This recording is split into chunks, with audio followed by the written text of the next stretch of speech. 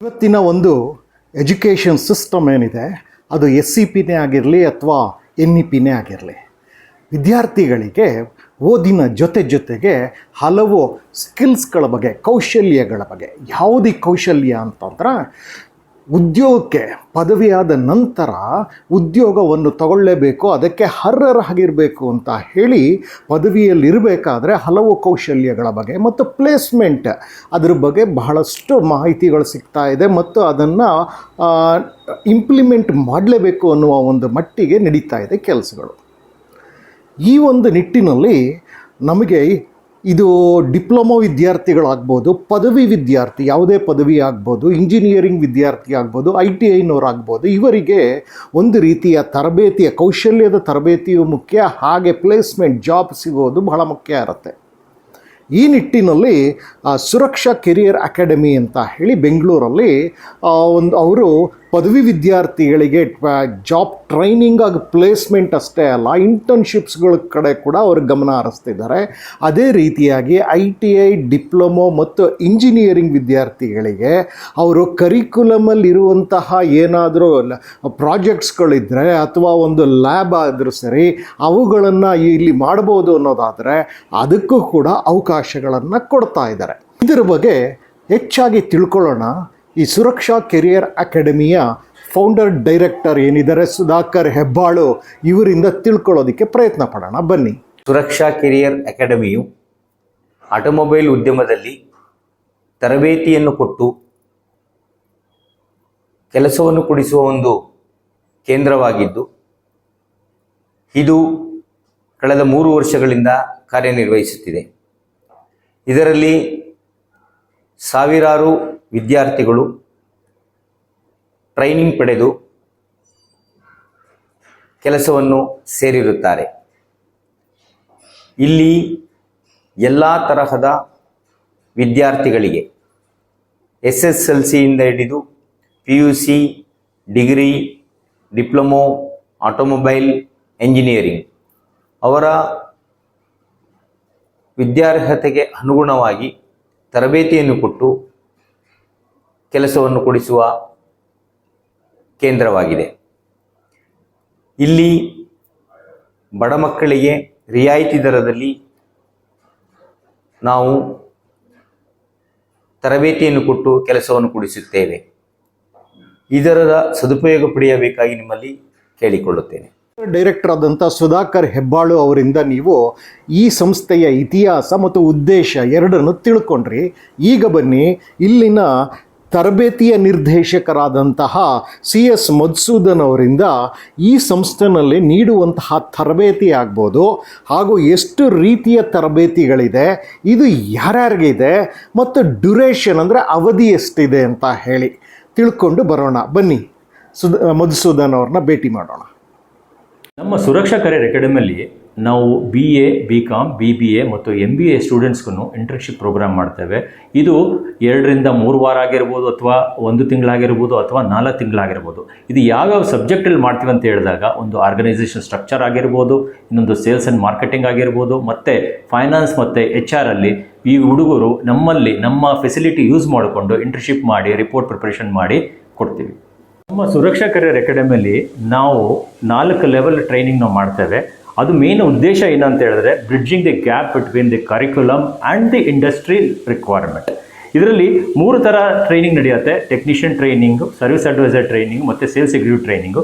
ಇದರಲ್ಲಿ ನಾವು maximum technical ಟ್ರೈನಿಂಗಲ್ಲಿ ಅಪ್ರೋಚ್ ಏನಿದೆ, ಕರೆಂಟ್ ರಿಕ್ವೈರ್ಮೆಂಟ್ ಏನಿದೆ ಅದು ಮಾಡ್ತೇವೆ. ಮತ್ತು ಫೈನಾನ್ಸ್, ಮಾರ್ಕೆಟಿಂಗು, ಇದು 2 ರಿಂದ 3 ವಾರ ನಡೆಯುವಂಥ ಪ್ರೋಗ್ರಾಮ್. ಇದರಿಂದ ಸ್ಟೂಡೆಂಟ್ಸ್ಗೆ ಒಳ್ಳೆಯ ಅವಕಾಶ, ಜಾಬ್ ಅವಕಾಶ ಸಿಗುತ್ತೆ.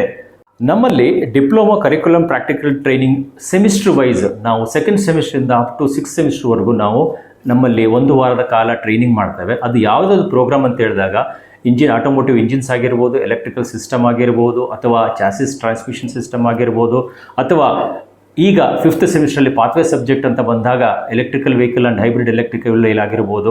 ಈ ಎಲ್ಲ ಟ್ರೈನಿಂಗ್ ಪ್ರೋಗ್ರಾಮ್ನ ನಾವು ನಮ್ಮ ಸುರಕ್ಷಾ ಕೆರಿಯರ್ ಅಕಾಡೆಮಿಯಲ್ಲಿ ನಾವು 1 ವಾರದ ಕಾಲ ಟ್ರೈನಿಂಗ್ ಕೊಡ್ತೀವಿ.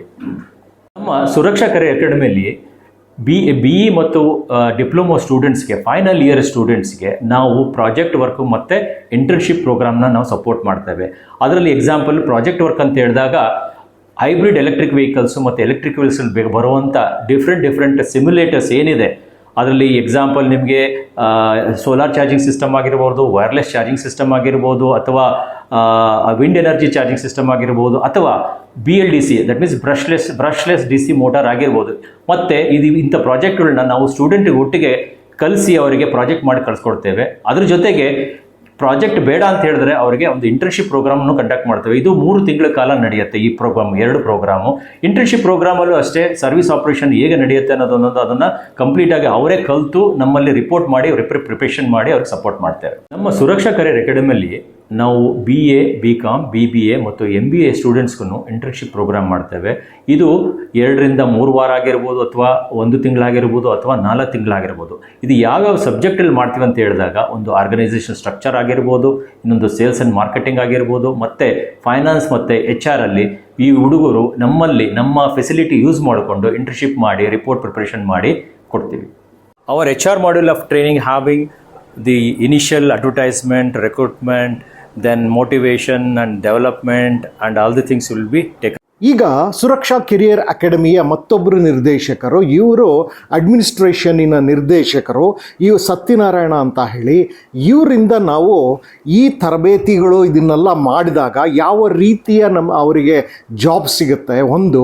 ಎರಡನೇದು, ಆ ಜಾಬ್ ಸಿಕ್ಕಿದ ಮೇಲೆ ಅಲ್ಲಿ ಪದೋನ್ನತಿಗಳು ಅಂದರೆ ಪ್ರಮೋಷನ್ಸ್ಗಳೆಲ್ಲ, ಕೆರಿಯರ್ ಅಡ್ವಾನ್ಸ್ಮೆಂಟ್ ಯಾವ ರೀತಿ ಆಗುತ್ತೆ, ಹಾಗೂ ಬಹಳ ಮುಖ್ಯವಾಗಿ ಸಂಬಳ ಎಷ್ಟಿರುತ್ತೆ ಪ್ರತಿ ಹಂತದಲ್ಲೂ, ಹಾಗೂ ಬೆನಿಫಿಟ್ಸ್ಗಳು, ಸಂಬಳ ಅಲ್ಲದೆ ಇನ್ನೇನೇನು ಬೆನಿಫಿಟ್ಸ್ಗಳು ಸಿಗುತ್ತೆ ಅಂತ ಹೇಳಿ ತಿಳ್ಕೊಂಡು ಬರೋಣ ಬನ್ನಿ. ನಮಸ್ಕಾರ. ನಾವು ನಮ್ಮ ಇಂಡಸ್ಟ್ರಿನಲ್ಲಿ ಫ್ರೆಶ್ ಗ್ರ್ಯಾಜುಯೇಟ್ಸ್ ಅಂತ ಹೇಳಿದ್ರೆ ITI ಡಿಪ್ಲೊಮೊ ಮತ್ತು ಇಂಜಿನಿಯರಿಂಗ್ ಗ್ರ್ಯಾಜುಯೇಟ್ಸ್ನ ನಾವು ಪ್ಲಸ್ ಜೊತೆಗೆ ನಾರ್ಮಲ್ ಡಿಗ್ರಿಯವ್ರನ್ನ ನಾವು ಅಪಾಯಿಂಟ್ ಮಾಡ್ಕೊಳ್ತೀವಿ. ಸೊ ಅಪಾಯಿಂಟ್ ಮಾಡ್ಕೊಂಡು ಅವರಿಗೆ ಪ್ರಾಪರ್ ನಮ್ಮ ಇಂಡಸ್ಟ್ರಿ ಪ್ರಕಾರ ಕೆಲಸ ಪ್ರೊವಿಷನ್ ಮಾಡಿಕೊಡ್ತೀವಿ. ಕೆಲಸ ಮಾಡಿಕೊಟ್ಟು ಟೆಕ್ನಿಕಲ್ ನಾನ್ ಟೆಕ್ನಿಕಲ್ ಪ್ರಕಾರ ಟೆಕ್ನಿಕಲ್ನವ್ರಿಗೆ ನಾವು ಸರ್ವಿಸ್ ಫೀಲ್ಡಿಗೆ ಕನೆಕ್ಟ್ ಮಾಡ್ತೀವಿ, ನಾನ್ ಟೆಕ್ನಿಕಲ್ನ ನಾವು ಸೇಲ್ಸ್ಗೆ ನಾವು ಕನೆಕ್ಟ್ ಮಾಡ್ತೀವಿ. ಸೊ ಮೀನ್ ಟೈಮ್ನಲ್ಲಿ ನಾನು ಕೆರಿಯರ್ ಪಾತ್ ಬಗ್ಗೆ ಮಾತಾಡಬೇಕು ಅಂತಂದರೆ ಟೆಕ್ನಿಕಲ್ ಆಗಿ ಮಾತಾಡಬೇಕು ಅಂತಂದಾಗ ನಾವು ಫಸ್ಟ್ ಇನಿಷಿಯಲಿ ಟೆಕ್ನಿಷಿಯನ್ ಆಗಿ ಅವ್ರನ್ನ ಅಪಾಯಿಂಟ್ ಮಾಡ್ತೀವಿ. ಸ್ಯಾಲ್ರಿ ಅರೌಂಡ್ 16,000 ರಿಂದ 18,000 ರೂಪಾಯಿ ಸ್ಯಾಲ್ರಿ ಇರುತ್ತೆ, ಪ್ಲಸ್ ಇನ್ಸೆಂಟಿವ್ ನಾವು ಪ್ರೊವೈಡ್ ಮಾಡ್ತೀವಿ. ಇದ್ರ ಜೊತೆಗೆ ನಾವೇನು ಮಾಡ್ತೀವಿ ಅಂದರೆ ಅವ್ರನ್ನ ಕೆರಿಯರ್ ಪಾತ್ ಬಗ್ಗೆ ಅವರು ವಿತಿನ್ 2 ಇಯರ್ಸಲ್ಲಿ ಏನಾಗ್ತಾರೆ, 5 ಇಯರ್ಸಲ್ಲಿ ಏನಾಗ್ತಾರೆ, ಇದ್ರ ಬಗ್ಗೆ ಹೇಳ್ತಾ ಹೋದಾಗ ನಾನು ನೆಕ್ಸ್ಟ್ ಲೆವೆಲ್ ಸರ್ವಿಸ್ ಅಡ್ವೈಸರ್ ಆಗ್ತಾರೆ, ಅದಾದಮೇಲೆ ಅಸಿಸ್ಟೆಂಟ್ ವರ್ಕ್ಸ್ ಮ್ಯಾನೇಜರ್ ಆಗ್ತಾರೆ, ಅಸಿಸ್ಟೆಂಟ್ ವರ್ಕ್ಸ್ ಮ್ಯಾನಿಂದ ವರ್ಕ್ಸ್ ಮ್ಯಾನೇಜರ್ ಆದಮೇಲೆ ಡೆಫಿನೆಟ್ಲಿ AGM, DGM ಮತ್ತು GM ಲೆವೆಲ್ಗೆ ಅವರು ರೀಚ್ ಆಗ್ತಾರೆ. GM ಲೆವೆಲ್ ರೀಚ್ ಆದ ತಕ್ಷಣ ಅವರಿಗೆ ಆಲ್ಮೋಸ್ಟ್ 2 ರಿಂದ 2.5 ಲಕ್ಷ ರೂಪಾಯಿ ಸ್ಯಾಲ್ರಿ ಇರ್ತದೆ. ಅದಾದಮೇಲೆ ಕೂಡ ಅವರಿಗೆ ವೈಸ್ ಪ್ರೆಸಿಡೆಂಟ್ವರೆಗೂ ಅವರಿಗೆ ಸ್ಥಾನ ಇರ್ತದೆ. ಇದು ನಮ್ಮಲ್ಲಿ ಕೆರಿಯರ್ ಗ್ರೋತ್ ಪ್ರಕಾರ ನಾವು ಇದನ್ನೇ ಹೇಳಲಿಕ್ಕೆ ಇಷ್ಟಪಡ್ತೀವಿ.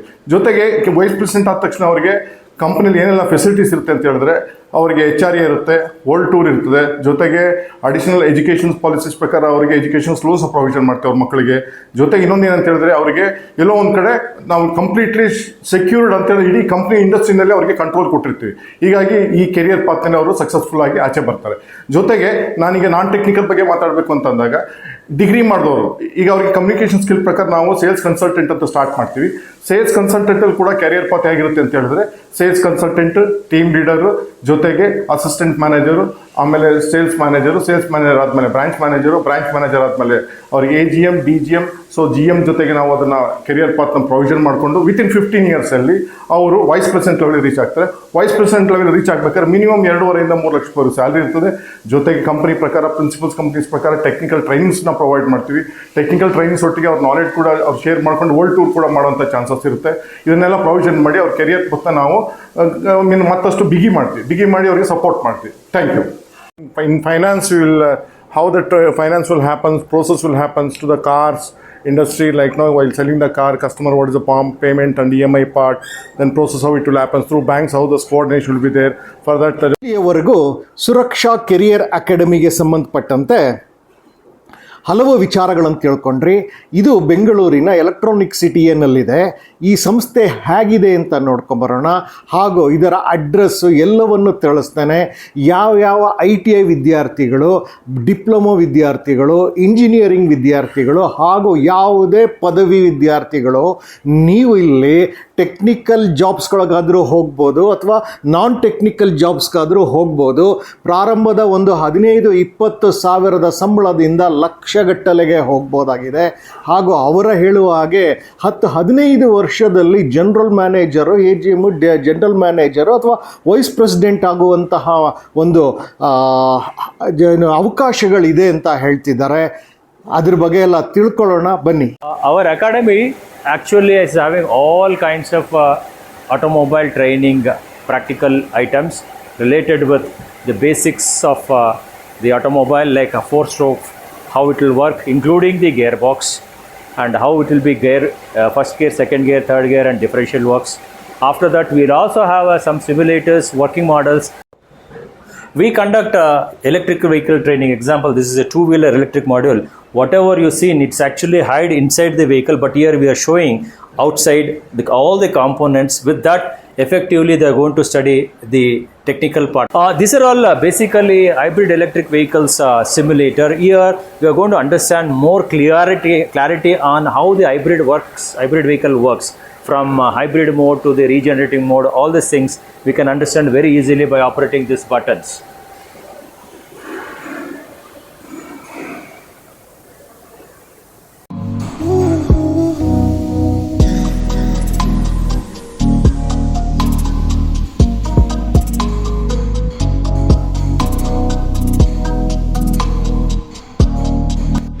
ಈ ಸುರಕ್ಷಾ ಕೆರಿಯರ್ ಅಕಾಡೆಮಿ ಇದು ಎಲೆಕ್ಟ್ರಾನಿಕ್ ಸಿಟಿ, ಬೆಂಗಳೂರಿನ ಎಲೆಕ್ಟ್ರಾನಿಕ್ ಸಿಟಿ ಹತ್ರ ಕೋಣಪ್ಪನ ಅಗ್ರಹಾರ ಇಲ್ಲಿ ಇದೆ. ಇಲ್ಲಿ ನೀವು ಮೆಟ್ರೋ ಹತ್ರವೂ ಇದೆ, ಮೆಟ್ರೋ ಕ್ಯಾಶ್ ಆ್ಯಂಡ್ ಕ್ಯಾರಿ ಆಪೋಸಿಟಲ್ಲಿದೆ, PES ಯೂನಿವರ್ಸಿಟಿ ಇದೆ ಹತ್ತಿರದಲ್ಲಿ. You can see that Suraksha career academy.